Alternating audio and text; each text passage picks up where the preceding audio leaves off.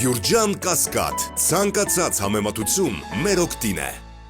Նույն շանսերում են թե ամենացածը հավաքած տեխնացուն, թե ամենաբարձր։ Իրավական առումով այո։ Ես չեմ բացառում, որ միավորների առումով առավելություն տրվի, օրինակ ավելի բարձր միավորներ հավաքած տեխնացուին, չեմ բացառում, կարա կառավարությունը կամ վարչապետը այդպես վարվի։ Կարա, բայց պարտավոր չի։ Հետևաբար ես կդժվարանամ պնդում անել։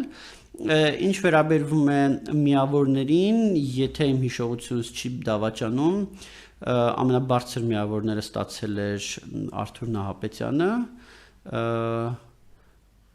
այնուհետև գոնե բարևարկության առումով երկրորդ տեղում Գևորգ Քոչարյանն էր, երրորդ տեղում ուրեմն Պետրոս Մարտիրոսյանը, ով բարևարկության համար անցողիկ շեմը 150 միավորներ, ով 154 միավոր էր ստացել։ Հարց ունենք նաև դեսարանից, պարոն Իոնիսյան, նշվում է, թե ինչպես է ստացվում, որ դուք կարողանում եք այդքան շատ տեղեկություններ հայթայթել, անգամ ավելին, քան կոռուպցիայի կանխարգելման հանձնաժողովը։ Տեսեք, կոռուպցիայի կանխարգելման հանձնաժողովը ունի իր գործիքակազմը եւ սահմանափակված է իր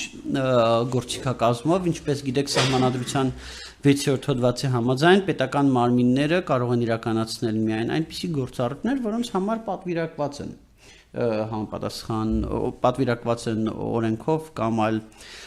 իրավական ակտերով։ Մենք այդպիսի սահմանափակում չունենք։ Մենք կարող ենք անել ամեն ինչ, ինչ որ կոպիտ ասած ապօրինի չի։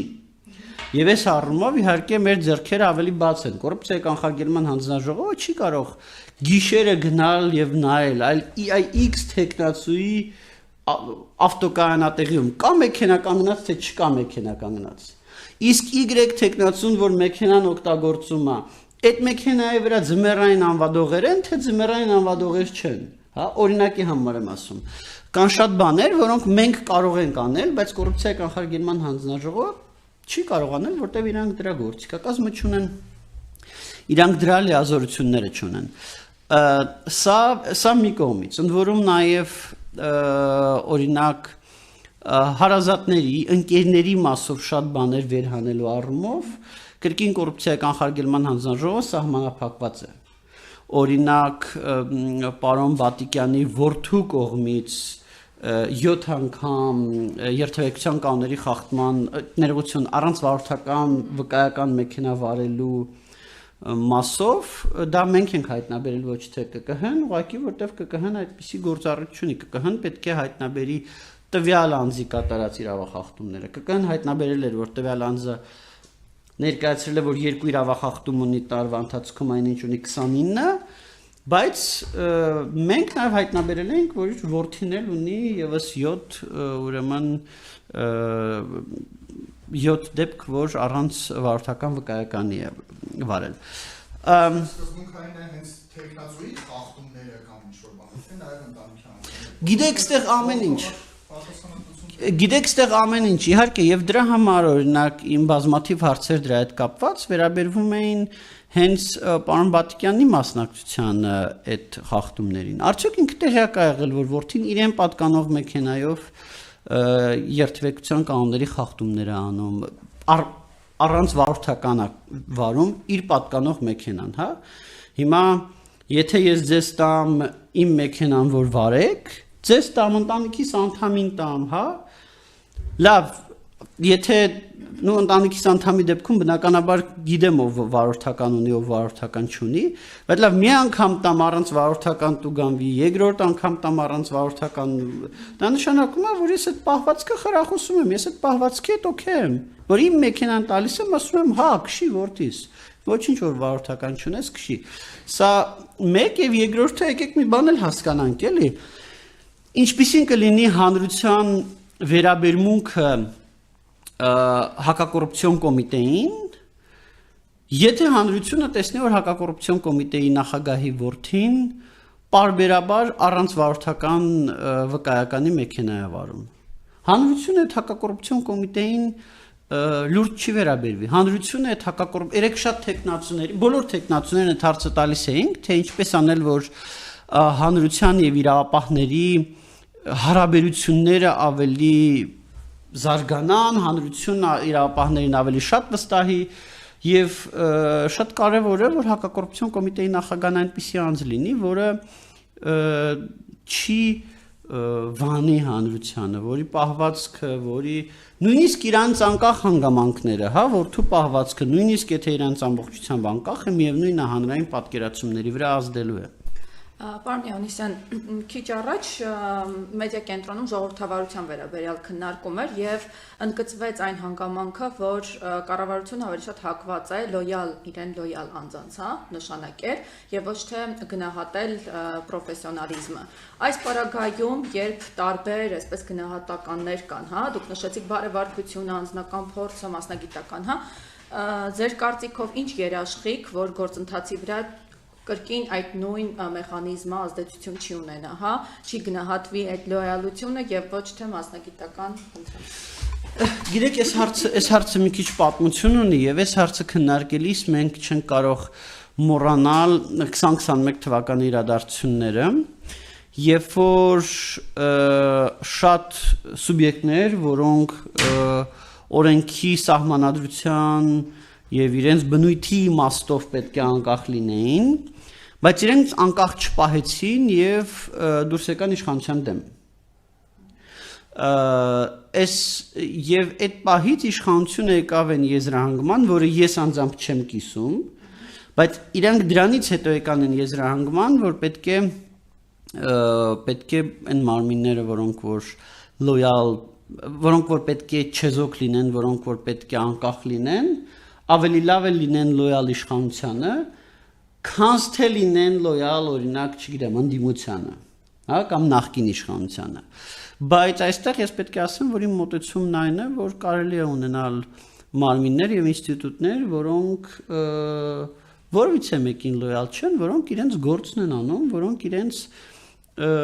պարտականություններն են անում եւ չեն ոչ լոյալ են իշխանությանը, ոչ լոյալ են ընդդիմությանը։ Այդպիսի ինստիտուտներ Հայաստանում, գիտեք, կան, նենց չի որ Հայաստանում անհույս է նման ինստիտուտ։ Կենտրոնական բանկը, Հայաստանի Հանրապետության կենտրոնական բանկը բոլոր քաղաքական process-ների ժամանակ իրեն պահել է քաղաքականապես նեյտրալ։ Ինքը իր դիրքում է, ինքը իր սահմանադրական ֆունկցիան է կատարել։ Հա? Եվ ինձ թվում է կամ օրինակ իհարկե քաղաքասարակությունը կարևոր ինստիտուտ է, պետական, բայց մարմին չի, բայց քաղաքասարակության կազմակերպությունները կարողացան իրենց տեղը պահել եւ չդառնալ սրա կամ նրա կողմնակիցը 2020-21 թվականի քաղաքական ճգնաժամի արդյունքում։ Կամ մի շարք էլի կան հիմա որ հիշենք էլի կան ինստիտուտներ, որոնք կարողացան իրենց չեզոքությունը պահել եւ ցույց տալ, որ իրենք չեն sense ասեմ չեն ընկնում բաների հետևից, որոնց հետևից իրանք չպետք է ընկնեն, հա? Չեն մտնում դաշտեր, որտեղ իրանք տեղ չունեն, հա? Որովհետև մի անգամ եթե դու դա անում ես, եթե մի անգամ, տեսեք, մենք ընտրությունների ժամանակ դիտորդություն ենք արել։ Դե մենք մի անգամ ընտրությունների ժամանակ որևիցե տեխնացուի կամ կուսակցության աջակցենք, այլևս երբեք մենք չենք ընկալվելու որպես անկախ դերակատար եւ մեր նկատմամբ վերաբերմունքը բոլորի վերաբերմունքը, իշխանության վերաբերմունքը, ընդդիմության վերաբերմունքը կարող է այդ պահին ինչ որ մեկը ոգևորվի եւ մեզ աջակցի, ասի, այ ինչ լավն եք, ես լավ քաղաքական ուժին աջակցեցիք, բայց այլևս երբեք մենք չենք ընկալվի որպես անկախ։ Հիմա երբ որ դատական համակարգը 2021 թվականի ճգնաժամի ժամանակ ԲԴԽ-ն հայտարարություն անում եւ ասում է, այ իշխանությանը պետք է ցույց տանք, էս ինչ է, ինչը։ Երբ որ գեներալիտետը հայտարարություն անում, երբ որ մի շարք կարևոր ինստիտուտներ զգում ես որ ուղղակի իրանց տեղում չեն աշխատում։ Հա, հայտարարություն չեն անում պրոակտիվ, բայց ոչ էլ աշխատում են, որտեվ դե հələ մի հատ տեսնենք ով է իշխանության գալիս, ով է այս քաղաքական ուրեմն խժդժությունների արդյունքում կներեք արտահայտությունից վերջ վեկալում այդ վերջ վեկալացի կողմը բռնենք այսենց վիճակ ցենց ամորֆ վիճակն 21 թվականին որ իշխանությունը գնաց արտահերտ ընտրությունների դրա հիմնական պատճառն էր որ պետական համակարգին ցույց տան որ իրանք լեգիտիմ են որ իրանք են այս քաղաքական ճգնաժամի հաղթող որովհետև պետական համակարգի շատ կառույցներ Եմ որ դե հա որ իշխանությունը հանձնարարական է եկել, հա դե ջանում չի եկել, այսօրյան հանձնարարականն է գալի, վաղ կարող է, չգիտեմ, Քոչարյանը գա իշխանության, էլի։ Այսինքն սա մարդիկ շատ մարդիկ իրենց տեղերում չէին անում են, ինչ որ իրենք պետք է անեին։ Եվ դրա արդյունքում շատ ուժ լրատվամիջոցները շատ, ես մեղմ ասած չեմ ուզում բոլոր լրատվամիջոցներին ասեմ, շատ հեռու եմ այն մտքից, որ բոլոր լրատվամիջոցները, շատ լրատվամիջոցներ իրենց չեզոքությունը ոնց ասեմ, զոհաբերեցին 2021 թվականին։ Եվ դրանով լրատվամիջոցների նկատմամբ օրինակ հանրային վերաբերմունքը միջև հիմա չեն կարողանում վերականգնել եւ դրանով նաեւ վնաս հասցրեցին բարեխիղճ լրագրողներին, բարեխիղճ լրատվամիջոցներին։ Շատ լավ, բայց նորից ես ուզում եմ ասել, որ ես չեմ կիսում իշխանության մոտեցումը, որ ընդդիմության լոյալության այլընտրանքը միայն իշխանության լոյալությունն է։ Ես կարծում եմ, որ իշխանությունը պետք է միջոցներ ձեռնարկի, որպեսզի իրապես այն մարմինները եւ ինստիտուտները, որոնք պետք է անկախ լինեն։ Իշխանությունը պետք է միջոցներ ձեռնարկի, որ լրատվամիջոցները, այդ թվում նաեւ, օրինակ այնպիսի միջավայր լինի լրատվամիջոցների, որ անկախ լրատվամիջոցները զարգանան։ Եվ չառաջնորդվեն կանխավարկածով, որ լրատվամիջոցը կամ մերն է, կամ մեր դեմ է, որ իշխանությունը կարող է այնպիսի միջավայր ձևավորել, որ մի շարք պետական մարմիններ, որոնք օրենքի համաձայն պետք է լինեն անկախ, դատախազություն, դատարաններ, իրապես անկախ լինեն։